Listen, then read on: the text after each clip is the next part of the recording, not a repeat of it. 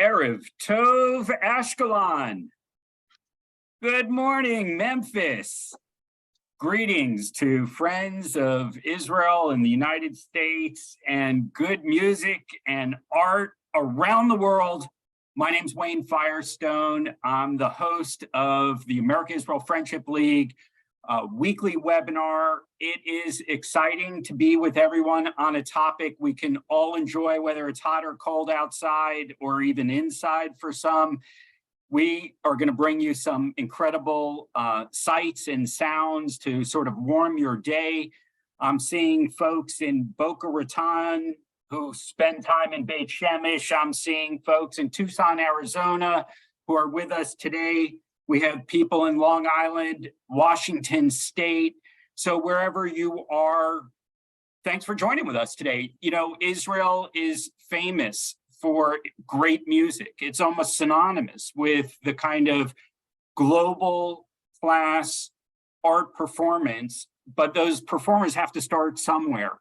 And for 90 years, the Jerusalem Academy of Music and Dance has been creating and creating little seedlings of great performers who are now performing in Israel, in the United States, and around the world. And we're gonna hear from two colleagues in a moment, but let's begin with a little community building moment for everybody.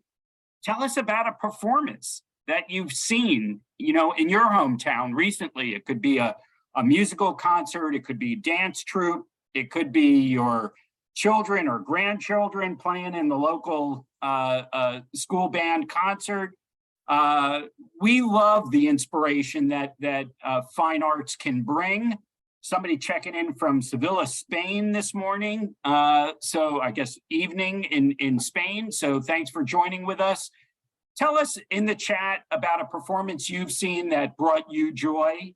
And, you know, it doesn't have to be long, but you know, just a little something that tells where you're coming from as we, you know, make this endeavor into music that is truly global and international.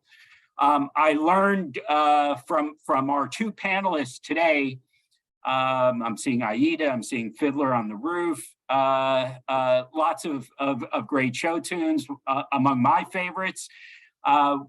Today, we're going to hear about music that is both uniquely Israeli and coming from Israel, and at the same time, universal music that is studied in academies around the world.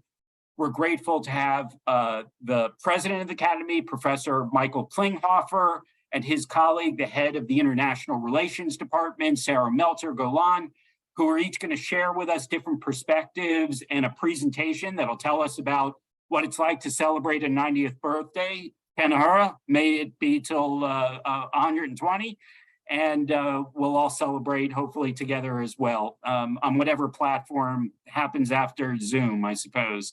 But for now, Professor Klinghoffer, I know you've been at the Academy since 1987. I don't know if you were thinking about a 90-year birthday party or celebration at that time, but tell us a little bit about your own involvement, this long-term involvement you've had with the institution, and what brings a smile to your face as we're, you know, as you're beginning to celebrate this 90th year.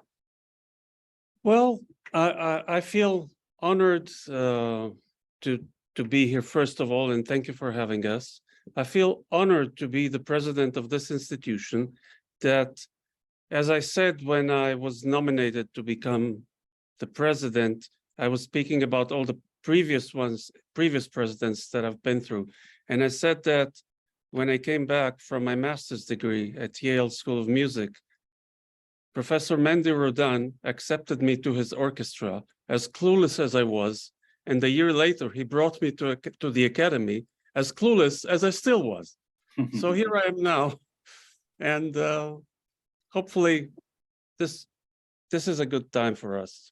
We're facing challenges, but we have an important role in Israeli society, and we'll talk about it as we go.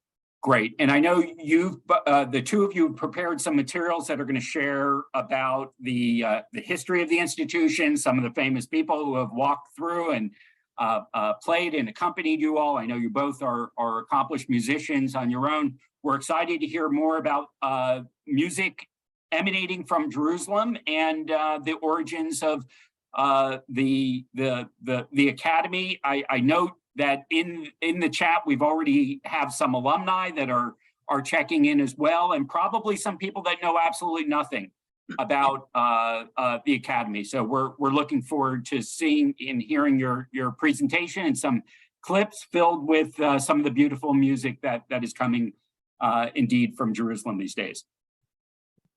Okay, we start. Let's the party start. Shir.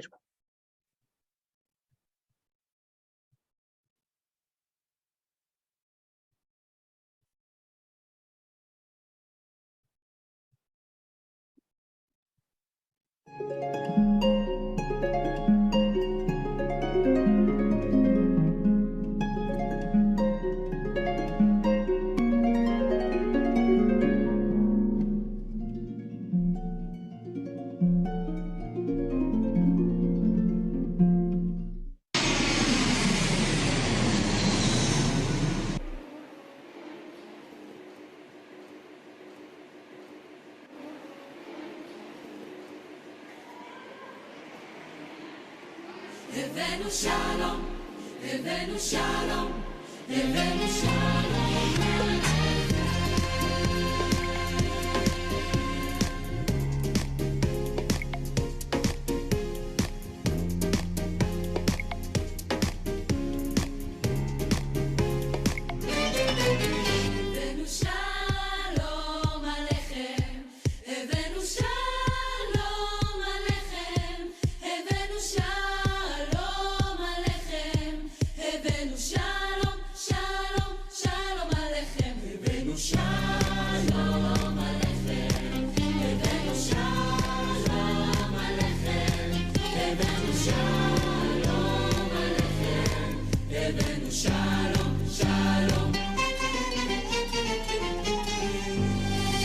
Welcome to the Jerusalem Academy of Music and Dance. You will find here the most stimulating atmosphere, an amazing variety of disciplines and artists, Israeli-born and international students from all over the world, diverse cultures and artistic approaches representing all sectors of Israeli society, and a rich soil for your own individual growth.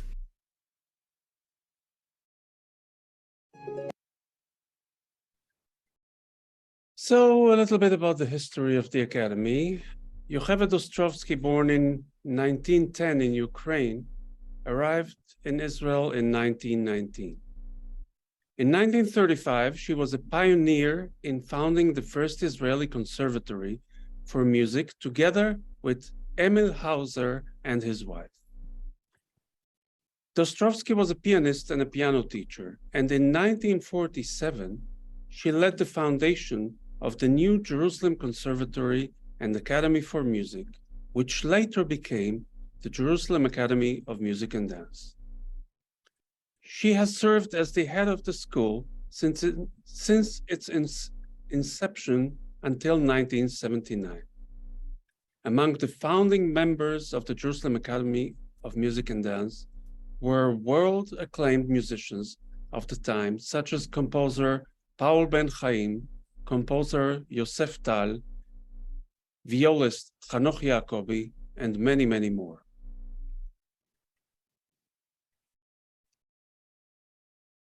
Throughout the years, the Jerusalem Academy of Music and Dance has always attracted illustrious artists and world-famous personalities. In the next slides, you can see some of them through the years. Leonard Bernstein, for example. Jenny Turrell is in the same picture on the left. Eleanor Roosevelt, Yehudi and Hefzibah Menuhin, Luciano Berio, Christoph Penderecki, Rostropovich, Daniel Barenboim, Yo-Yo Ma, and Isaac Stern, again, among many others.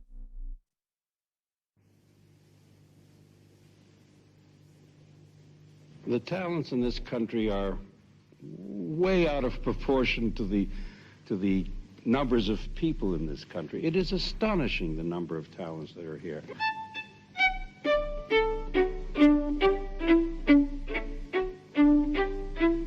Once more.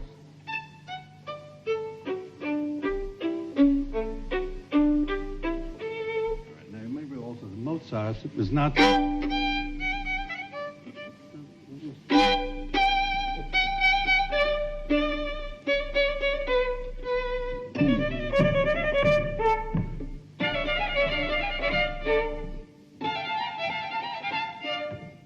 Isaac Stern's outstanding musical gifts belong to the world.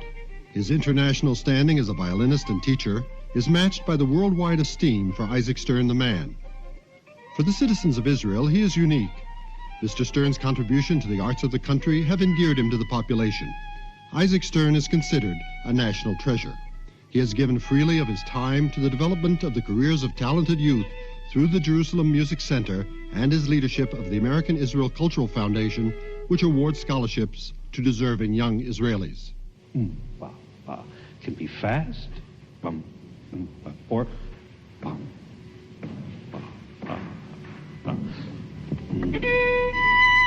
Now, when you get down here, when you're nervous, like today, you see this? Now, do this. Just play that note for me. Just that C sharp. All right, now, you were playing here. Now play full, play a good sound. Go. Yeah, you see you're shaking, all right? That's it. Now your angle should always be like this more, and never like this. Generally, fiddle playing should have a proud look to it. I'm proud, I am a violinist. No, excuse me, I'm a violinist. Извиняюсь, я играю. Я играю!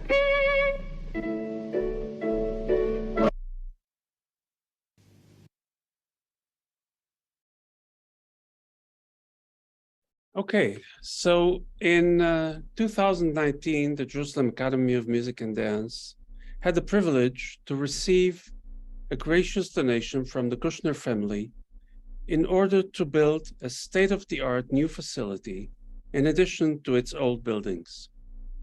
The R.A. Kushner Performing Arts Building will open very soon with a new recital hall, an opera studio, a new jazz hub, and a cutting-edge modern dance hall. We still have giving opportunities for funding and naming in the new building.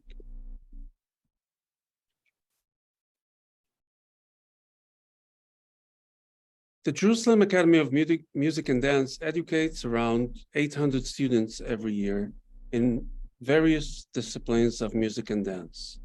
Our motto, excellence, innovation, community, is our daily driving force and spirit. Our talented students come from different backgrounds from all over Israel and around the world, from diverse social and economical backgrounds. Jerusalem Academy of Music and Dance prides itself on its diverse student community. We have 10% Arab students and 5% international students from all over the world. Now, the number of 5% might sound very small, but I want to emphasize that the national average for international students is 1.6% per institution. Sarah? Yeah, so I will speak about the amazing method of education called Musetica. So it's also the word is very interesting because it's muses, maybe music, but also the ethic and the aesthetic of it. So Musetica, it's an education method enabling exceptionally gifted young musicians and their tutors to improve their interpretative skills and to further develop their inspirations, listening, and music abilities. It is rooted in the belief that making music is an act of communication between musicians and audience that cannot take place in isolation, and we have felt that during the pandemic. The basis of the method is giving the selected young musicians daily performance opportunities during an intense period of time, accompanied by an experienced tutor. Instead of a concert being the end result of an educational process, concerts become an integral part of this. Over 85% of the concerts are performed outside the traditional concert halls in front of audience who are not usually exposed to classical music and who may be unable to access traditional concert venues. They take place in refugee centers, prisons, schools, kindergartens, hospitals, care homes, homeless shelters, special education institutes, and many, many others.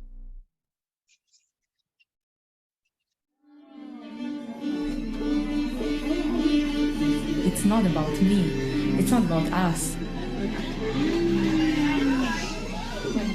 It's about the emotions of those people, and that's why we do it, actually.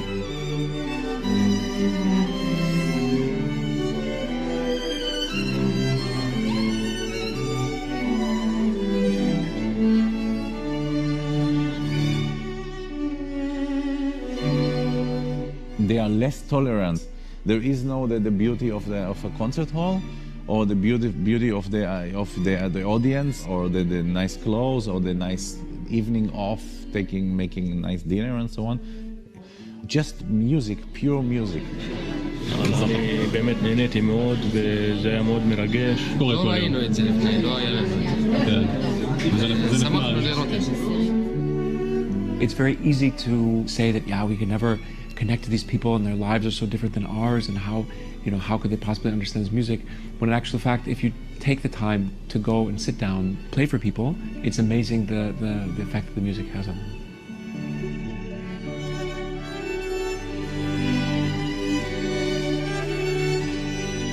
One of the kids said that he couldn't think about anything else except of the music during playing. He was so focused and so concentrated, and I was so grateful for this moment.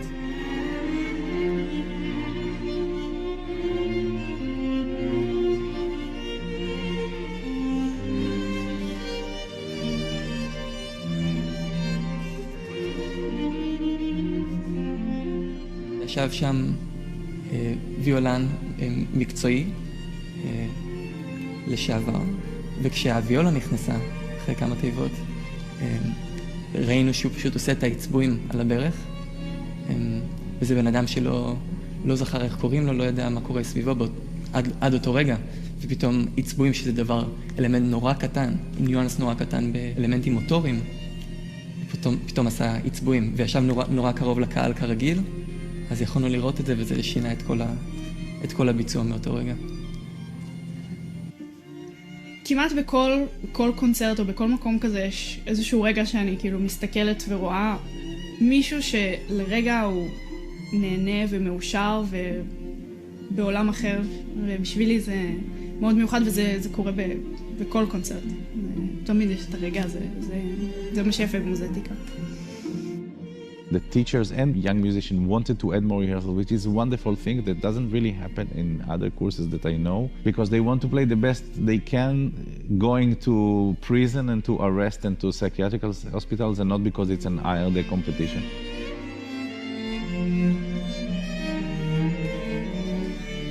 אז אני שמעתי משפטים כמו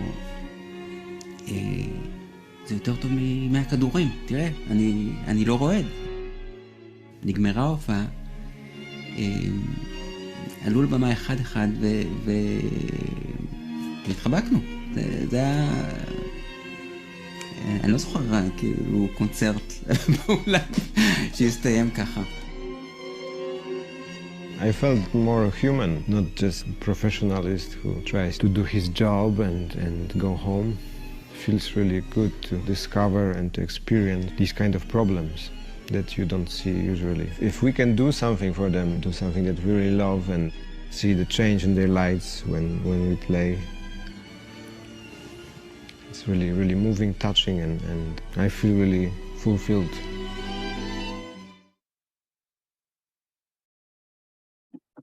Yes, this is a very emotional thing that I think that not only we are bringing joy to people, but makes a lot of joy to the performance.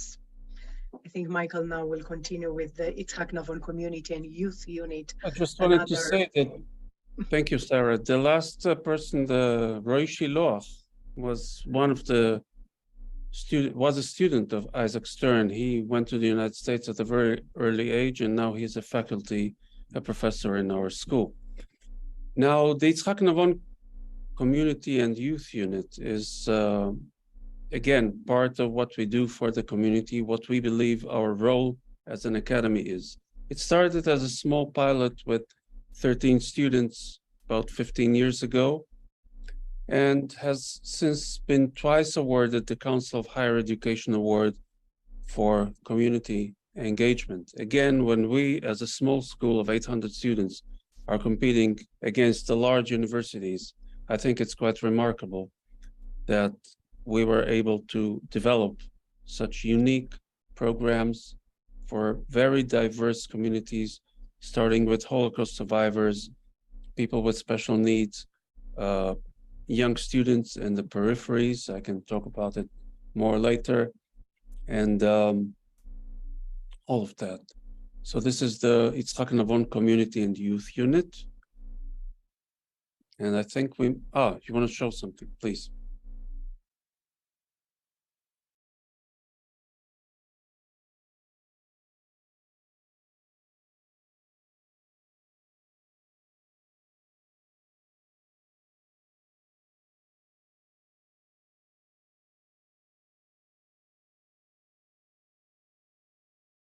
Two, three, and...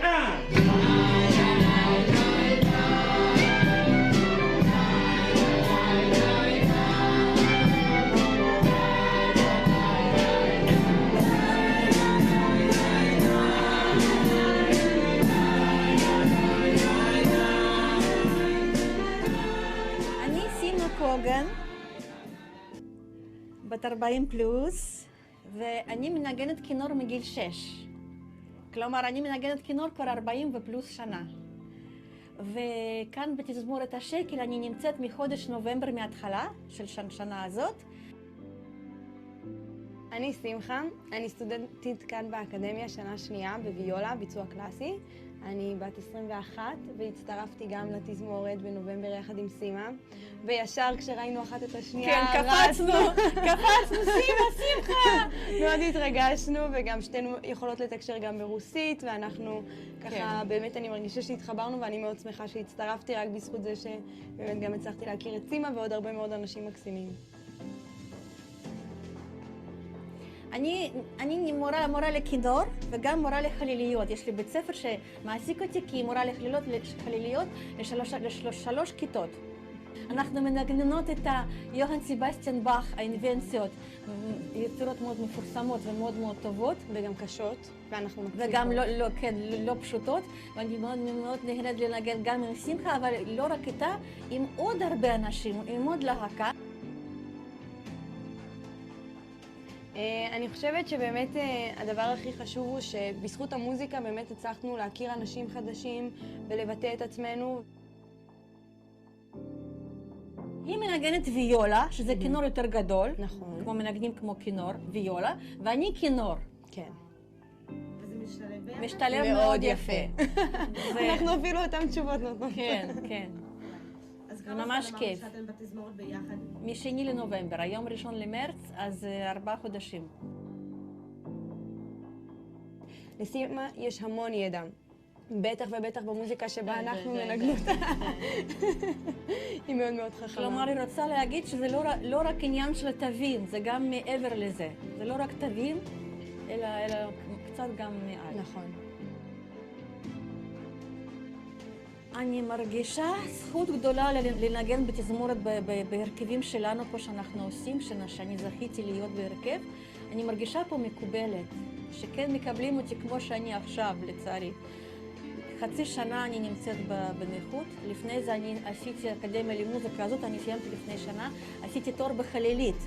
עשיתי 4 שנים תואר בחלילית ברוק. ועכשיו אני נכה חצי שנה, אבל אני עדיין ממשיכה לעבוד וזה. התזמורת כן נותנת לי זכות להמשיך עם המוזיקה שלי, עם הביצוע, עם ההוראה, ונותנת לי פוש גדול לכל השבוע. אני באה ביום שלישי, אחרי זה כל השבוע הולך לי כמו חמאה. אני באמת גם הצטרפתי לפרח בעקבות חברים שככה סיפרו לי על הדבר הזה, חברה שלי מנגנת פה גם שנה שעברה.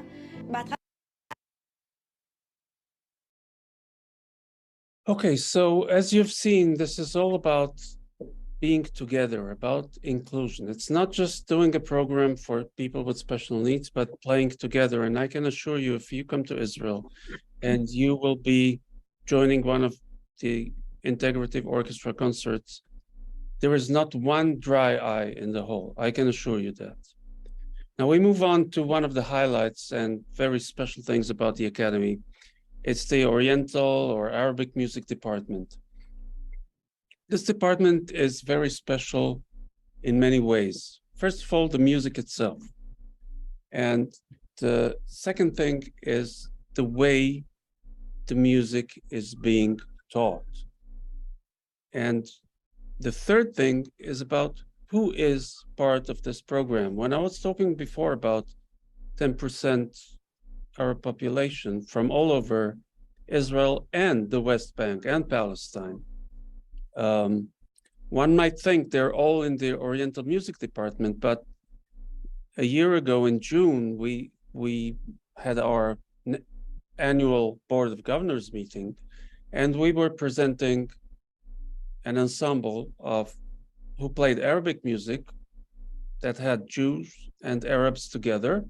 And then we were presenting a classical chamber music ensemble, and there were international students and Israeli students and a pianist from Ramallah. So it's all mixed and combined. And this is the madrasah, which specializes in the music of the Andalus area, the North African. As you can see in the picture, you have Arab students, you have people with kippah, religious people, and Western instruments and Eastern instruments. And those encounters are extremely meaningful in terms of our role in Israeli society, especially nowadays. Because if a person who lives in a settlement or is a religious Jew plays together with a person who plays an Arabic instrument and is of Arabic origin, and they both go home afterwards. And when they go home, they each go and are activists and demonstrate for what they believe in. But the important thing is that they know that on the other side, there is a person, a real human being, which they play together, they make music together, they might even like the person, and that makes the whole difference. And this is one of the most important roles we have in the Israeli society. One more thing about this is, I mentioned it briefly, but I want to emphasize it. We know now, and it's a big discussion in the academic world, we know nowadays that literacy is not the only way of learning. And playing music from notes is a very Eurocentric thing. And when we go to this kind of music, we want not only to preserve and enhance the music itself, but also we want to preserve the methods of learning and teaching. And the madrasa, this ensemble, never uses music. Everything is learned by rote, by repetition. And one more funny fact we have concerning literacy, we have a faculty member in dance who is doing her doctoral dissertation. The topic is, how do children learn dance from TikTok? It's fascinating. Okay.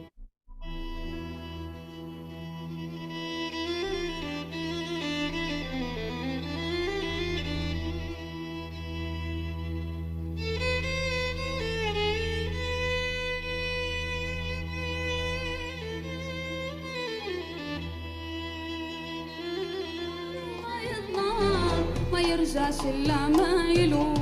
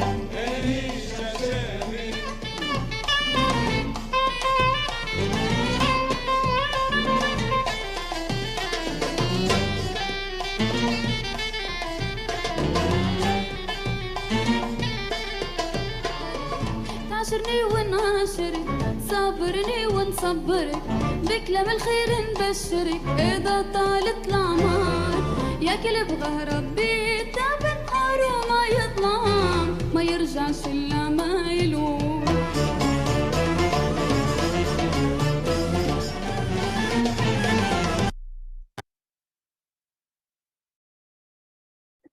Yes, so we are, as you may already noticed, we are very international. We are very excited and full of energy when we are talking about internationalism at home. Our students, here in the left side, you can see the picture of our Roy Dayan mandolinist that just won last month one of the most prestigious mandolin competition in Tokyo, the first prize. And now he's going to be in June with a series of 10 concerts around Japan. So we are proud of him, of his education. And of course, this was also under the aegid of the 70 years of diplomatic relations between Israel and Japan. So this was like a big thing for us that he won the first prize at this competition. On the right side, we are going to listen one of our projects that this year it's going to celebrate 10 years, the Reconnections, together with the Liszt Academy in Budapest, that we are also using a very advanced, one of the most advanced, in a matter of fact, technologies for low latency. So during the pandemic, we never gave up our passion for playing together, and we succeed to play together on a distance of 2,500 kilometers. Let's hear this.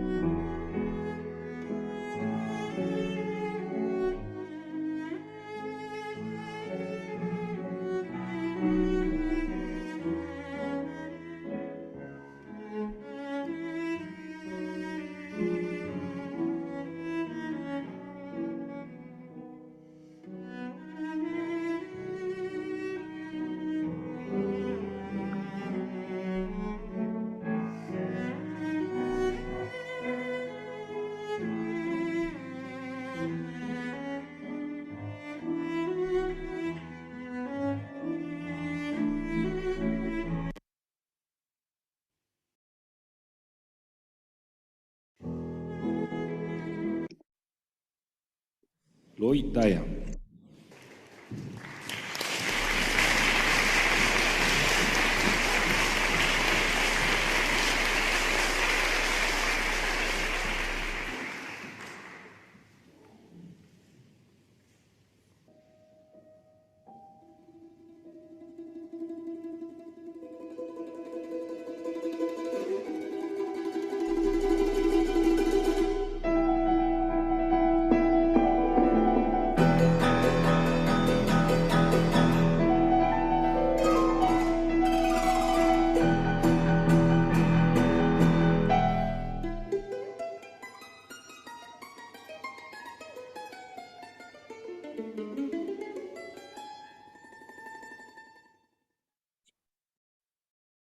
The performance sounds. So here is our performance, the concert for Ukraine, for our colleagues, friends, students, teachers, lecturers, managers, that unfortunately during the last year, they couldn't continue to see their dreams. They couldn't continue to feel real inside their heart and body, the music. So we felt, together with our amazing partners from Alamo Colleges districts from Texas, that a concert, a half an hour a concert for our colleagues will bring maybe peace, and not only in Ukraine, but in the entire world. Please. Movements for Peace was created to honor the peace between our nations, and we humbly present this to you now via recording. Thank you. Dear all, it's a pleasure for me to be invited to this wonderful concert. I'm absolutely sure that the concert opens new horizons of our friendship, especially at these difficult times for my country. I hope that the similar projects will become a good tradition in the future. I wish you all a pleasant concert, good mood, and peace.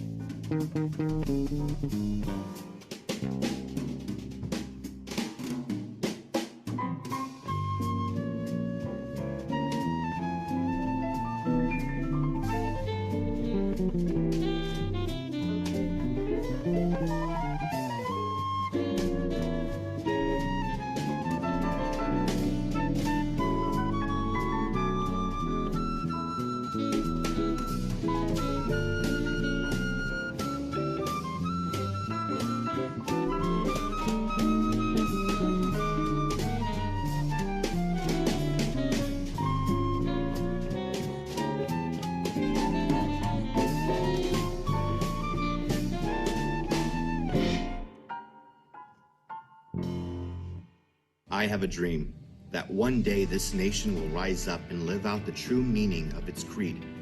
We hold these truths to be self-evident, that all men are created equal. I have a dream. I have a dream. I have a dream. I have a dream. I have a dream. I have a dream. We have a dream.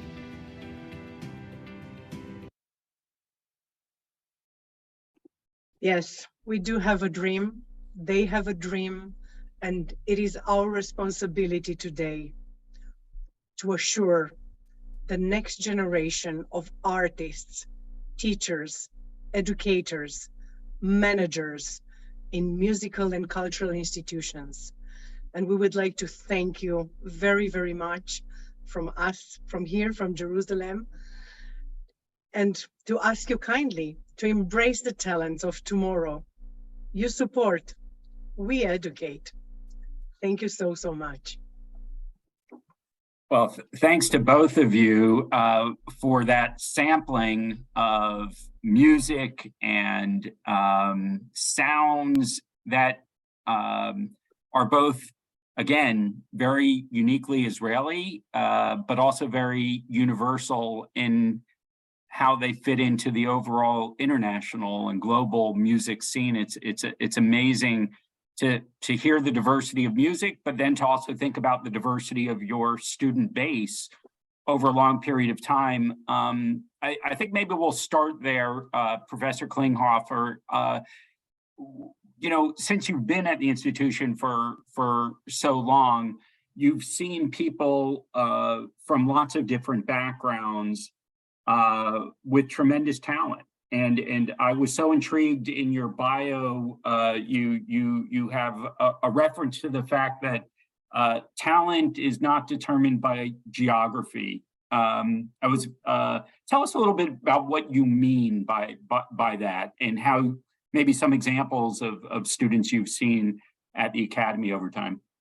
Okay, I will tell you first of all that, thank you for this question. This is very important to me personally, because There is, since I came from music schools and music schools in America, as I said before,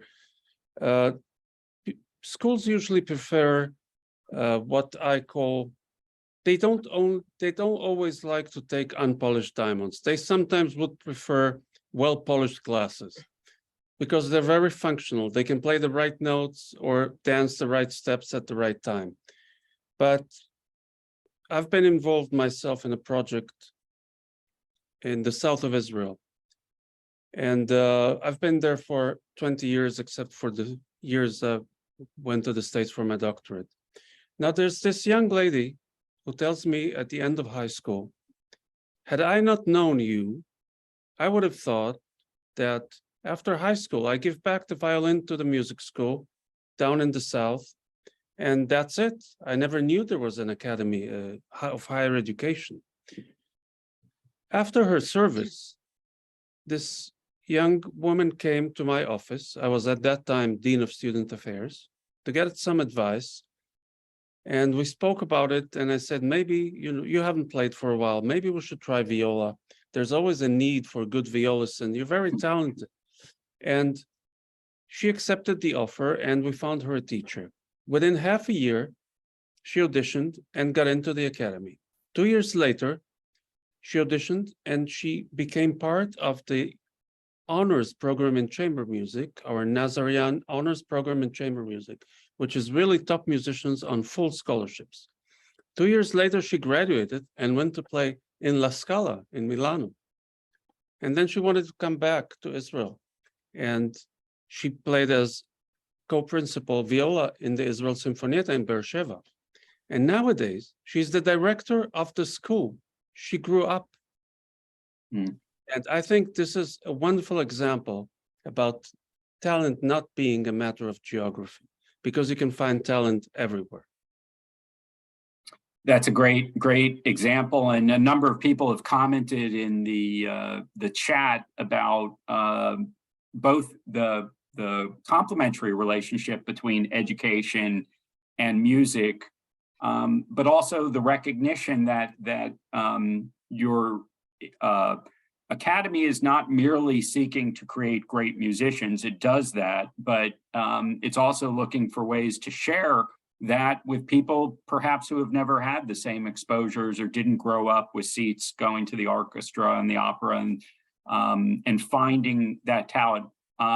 Sarah, what about the Academy, for pretty much everybody on this call, they've been to Jerusalem, they know its unique character, the influences over time of many different civilizations.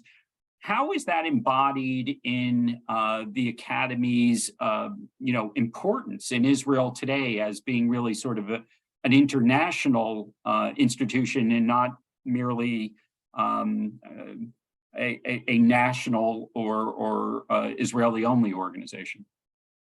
Yeah, so the Jerusalem Academy of Music and Dance is the oldest and the largest self-standing higher education institution.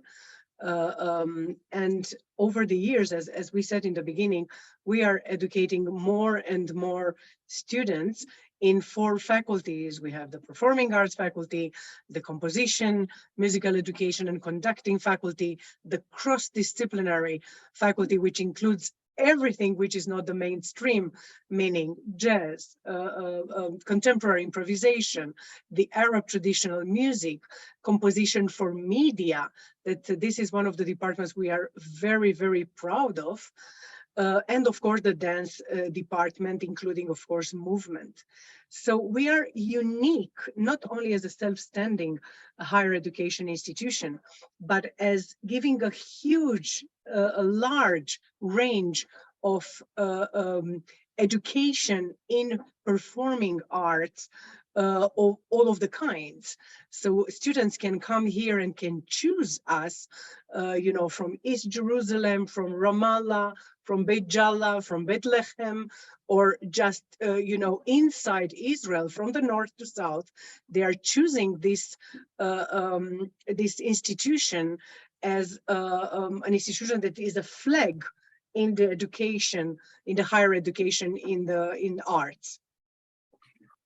We had a couple of earlier questions. I just want to make sure everybody's has a basic understanding of your student body. Can you give us an idea of the distribution of ages of the kids who are the youngest, who are the older students, and where is like sort of the bulk of the student body? Are they primarily high school aged or? No. Our students are primarily after high school. It's a higher education institution. And we have students of all ages. The dance is an interesting example because dance is even more age sensitive than music. And many times dancers would go after their service or after high school to dance in the companies and then come back to get a degree, and they would become teachers or choreographers. We have a choreography track. It's very important for me personally to mention the idea of performing arts education. On one hand, for young performers who aspire to become artists, and on the other hand, for people who are, as our role in society, to produce great music teachers, because Thomas Ziethoff, who is a Nobel Prize laureate, always in all his interviews spoke about his bassoon teacher and the meaning of his musical studies to his achievements in medicine and physics. So it's very important for us that we educate people for the world of tomorrow, meaning that our prototype for an alumni is what I call artist, teacher, scholar. And imagine an encircled triangle, artist, teacher, scholar, where the edges don't have to be equal and they can change over time and over periods. But this balance and the understanding that our alumni who will be teaching will not be teaching in the old ways or in the old goals, but they have to understand that as information is now readily available everywhere, teaching is not about information, it's about transformation. And this is very important for us in all our pedagogy classes and in all our, not just for the music education major, but also for the instrumental and composition majors who will end up teaching maybe one day, and they will have to understand what the changes that are happening in the world of education nowadays. Well, you made a reference earlier in the presentation to the PhD student who is writing a thesis about TikTok. And I'm assuming, but maybe I shouldn't, that this is a younger faculty member, or I mean a younger graduate student, but it really speaks volumes. She's a teacher in the dance department, and she's doing her doctorate elsewhere, and she's writing a dissertation about this idea of different modes of learning that young people have nowadays, and we have to get accustomed, and this is part of our whole process and our whole thinking about innovation, not only in technology, but also in other ways of thinking, other ways of perception. Right. Sarah, there are several questions we have about language of instruction for international students, about how this blends with many of the Israeli students we just heard are post-army. What does it feel like, in an academy where you have this international component, as we talked about, but you also have a very strong Israeli presence of current students and faculty? Yeah, so first of all, international students, we do have courses in English. We know how to tailor-made their curricula, their program. And of course, that the individual lessons, this is not a problem. Everybody speaks English. Many times they get, let's say, an internship from an Israeli student to help them, to accommodate during their time here. We had also a very nice story last year. A student from Hungary arrived to us via a scholarship from the government, and he was here for 1 year. And in the end, we found out that he's coming from a Jewish heritage. And in the end, also he made Aliyah. So we found ourselves in a situation of really overwhelming that we make him good. I mean, he came to us, he studied with us. In the end, he has a girlfriend here. He made Aliyah. He's very happy. And, you know, it's a happy end for everybody that, let's say, the international office is also a matchmaker, you know, in the end for these international students that they are coming all over the world. India, we are going to have next year from Australia for the first time a student. I mean, you know, from all over the world, he chose us. So this is a big honor for us.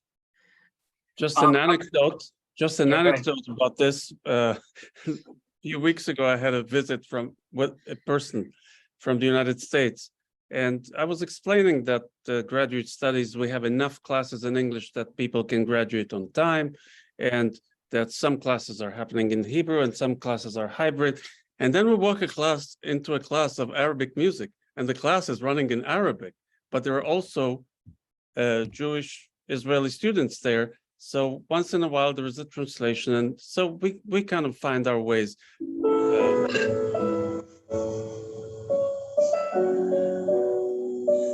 Well, we're getting some accompaniment in the background as part of the soundtrack. We'll take that. I want to ask both of you. We have several questions about. And you showed several incredible examples, including the Madrasa ensemble, about Mizrahi music, Eastern music. Even in that opening segment, you could hear and feel the Eastern influences of the instruments that are being played, sometimes to more traditional Ashkenazic tunes. So I have two questions about that. First of all, how did you get permission to do a video in Ben Gurion Airport like that? And secondly, it was a flash mob. It was a flash mob. We got the permission.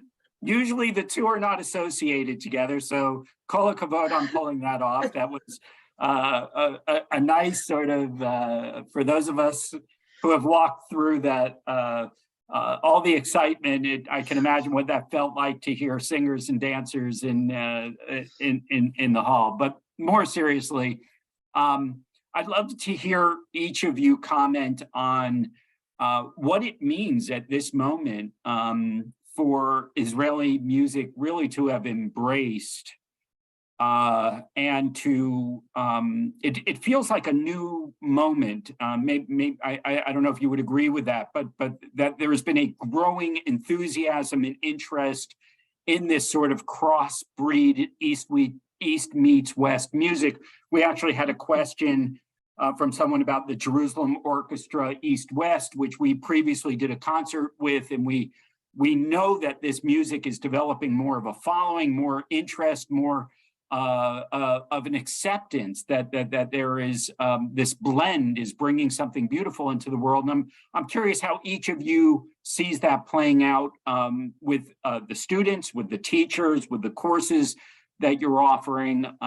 Sarah, maybe we'll start with you and then go to Professor Kleinhoff. Yeah, well, what I see, I think that this kind of a change that you are mentioning, it's coming from inside, from the youngsters. I think that they have more patience and they have more understanding of including themselves and include themselves into other communities. And also it's coming from a curiosity. Today, everything is so open, you know, the internet, you have the media, everything is in your hands. So they are more and more open to try things. You know, it's like tasting something. Oh, I would like to taste this. I would like this. It's interesting. This is Oriental. These spices which are related to the sounds are very, very interesting. So I think that this change is coming from the young generation, and of course the openness to art and culture from all over the world. If I may add, recently I gave a lecture at the Mandel Institute, and it was in a conference about multiculturalism. And my main point in my speech was sometimes when we talk about multicultural things, it can lead to some kind of superficiality. And I think the key that we emphasize in our school is authenticity. That means that everything which is done, everything which is multicultural, has to be a real necessity of the person who creates it. And it's not just a gimmick, but it has to be authentic. And that leads me to the second point, that it's true for this, and it's true in general in the world of arts nowadays. People have to be very versatile. But in order to be versatile, you have to be very strong in your major area of concentration. Like if you're a violinist, you have to know the violin so well that you can do anything you're asked for, be it jazz or classical music or Arabic music. If you're playing another instrument, or you're a composer, or you're a dancer, you have to be able to dance in a variety of style. But it all starts with a very strong personal ability. And this is why we emphasize so much the individual instruction and the disciplines they grow in, so they can leave them on a safe ground and not lose their authenticity. We had we're coming up near the end of the hour. Someone just asked a question about inclusion of students with disabilities. Are there programs or ways that you found to be able to be more inclusive on the ableism front? Yes, well, we have to say we're a state school, and we're very dependent on government funds. Unfortunately, because every little change of government, which happens here twice a week, more or less, we were influenced by that. Anyhow, we received a generous grant from the Azrieli Foundation to start a program inside, a track inside our music education program, which is teaching music to people with special needs of all kinds. Now, the program is based on certain pedagogical classes, but also on practical training, which takes place in the integrative orchestra, which you saw before in the video. We also have a program in our external division, which is just, for people who are with special needs, but are very fine artists. And they have their own studies, but also for ensembles, for example, they will be doing together with regular degree students at that same level. The third thing we're working on right now, and there was a big post on Facebook with former Knesset member Stav Shafir, who has a sister with special needs, and we will try to create a day center where people with special needs who are musically or dance inclined can have a few hours every day here. And we have a special room designated for that, which is going to be beautiful. This is part of the grant. And we're very much looking into developing those programs, which we find extremely important.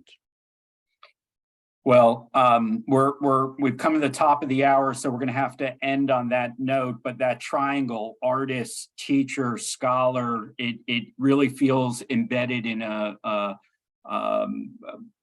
everything that you are doing, and the efforts to create a more inclusive student body also will pay its benefits, I think, for years to come with the kind of music that ultimately gets created and shared and taught in the future. So we're grateful, Sarah and Professor Klinghoffer, for giving us the sampling today. Maybe one day we could do a full concert and hear some of the full-length productions of some of your students and faculty. It's so fascinating. We're so grateful to have you here.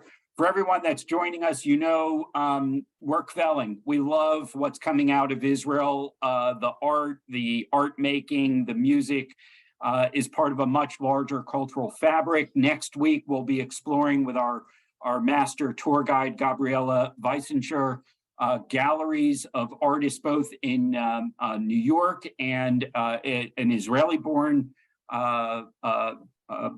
artist as well. So if you want to do a virtual tour gallery with us, please come back next Sunday. We'll be happy to host you. We love looking at what is being created in Israel and indeed in the United States, and to lovers of the relationship, we bring you very, very lots of sights and smells and senses, even when we're doing it virtually. So thanks everyone for joining us on this Sunday. We hope to see you again next Sunday. Lehitraot. Thank you. Bye-bye. Thank you very much. Thank you.